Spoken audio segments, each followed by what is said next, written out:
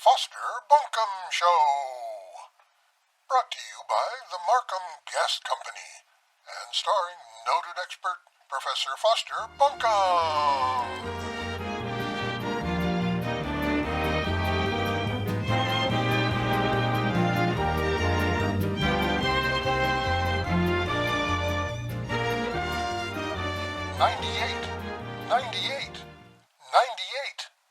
That's 98 super premium gas at the red, white, and blue signs of your local Markham gas stations.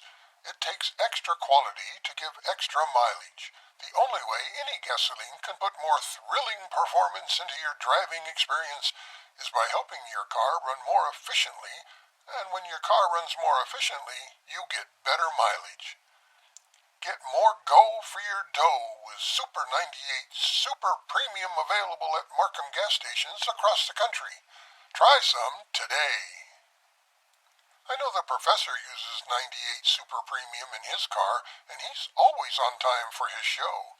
And he's signaling that he's ready to start, so here he is, folks, Professor Foster Bunkham.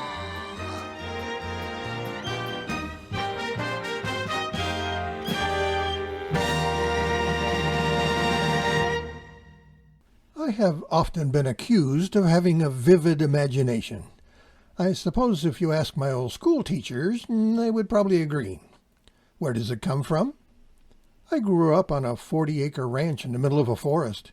There was an open green pasture with grazing black and white cows and an occasional horse with its tail constantly swatting at bothersome flies.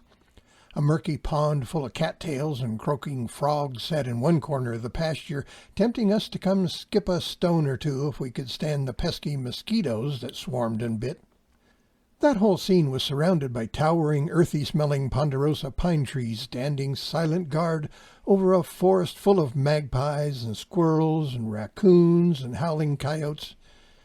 Just down from the little white one-bedroom house that my mom and dad and brother Jim and I lived in was an apple orchard full of gnarled old trees with apparitions of grizzled faces visible in the bark. Tanging green apples hung low from the branches. The deer loved those apples as much as I did. We didn't have a TV, and radio reception was spotty at best. Our nearest neighbor was a mile away, and the nearest neighbor with kids was 2 miles away.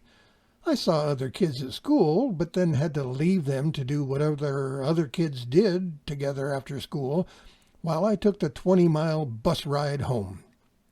At an early age, I discovered that a plain old stick made a sturdy steel sword for swashbuckling. I battled more than one tree monster in my day. That stick also made a fine rifle for shooting rustlers who were after our cows, them darn varmints. And I could bat wormy apples out of the stadium with ease, a regular Babe Ruth, and the crowd goes wild.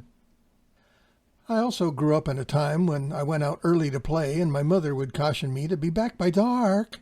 As long as I had my chores done, my playtime was assured. Mostly I had parents who were voracious readers, and they passed that on to me and my brother. When we were little, we would perch comfortably on each arm of our dad's easy chair as he read to us.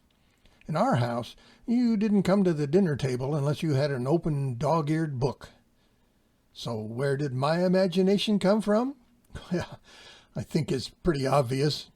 Aliens implanted me with an imagination chip the 3rd time they abducted me.